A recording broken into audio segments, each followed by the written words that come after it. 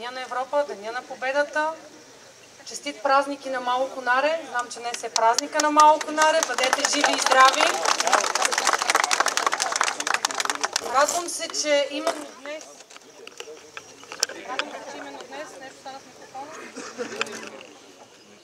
Радвам се, че именно днес имаме възможност да пуснем за движение и да осветим този мост, това съоръжение. Защото точно преди една година, на 9 май, мостът на главния път, основния път, свързващ Пловдив и Пазарджик, падна и се срина от високите води на Луда Яна.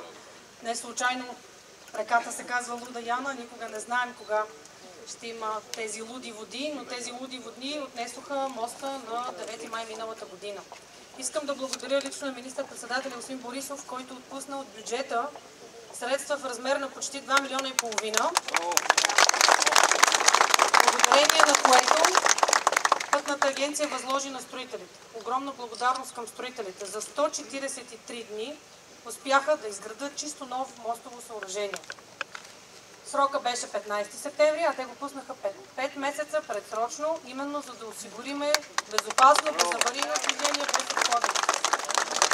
Защото учениците в този регион стават 1 час по-рано сутрин, за да отидат на училище, работещите пътуваха по обходни маршрути и всичко това затрудняваше движението.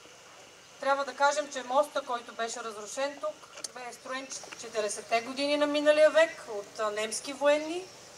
Отдаде своето заслужено, но аз се надявам, че новото съоръжение ще се ползва поне още следващите 100 години. Съоръжението е изградено, спазвайки всички европейски изисквания и за пътна безопасност, включително с двойно еластична ограда.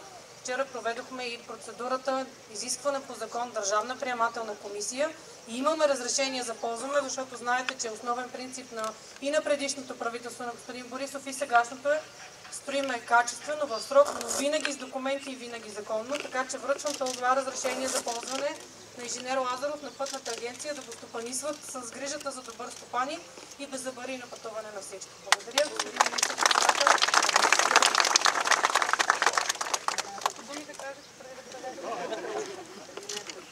Уважаеми отчета, благодаря, че сте отделили време да дойдете да ви благословите, защото както е писано там в литературата, без Господа нищо не може да се направи. Така че нашата работа си е Божа. Том той казва, да прави. За хората то е ясно. Това е стария път за Пловдив. Пазарджик и да не работи е видно недобре за всички села в околието. 9 май, щом е паднал, можело е някъде септември, октомври да бъде пуснат.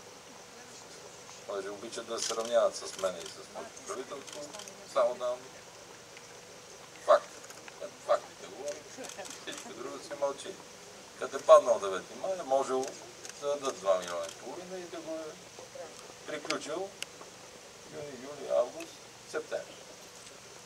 Факт е, че мостът е направен по най-съвременен образец с нови мантинели. Да карате, има свързаност между населените места и хората зад.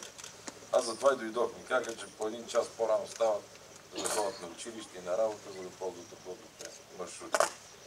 Затова ви благодаря още веднъж. На всички им желая добре, да сме живи и здрави. Те, които имат събор, днес се изкарат. Така че, може ви освобождаваме бързо да отивате на събора. Ако ходи някой към черката от вас, ще минем да запалим по една свещичка, че кога пак ще минем. Благодаря много.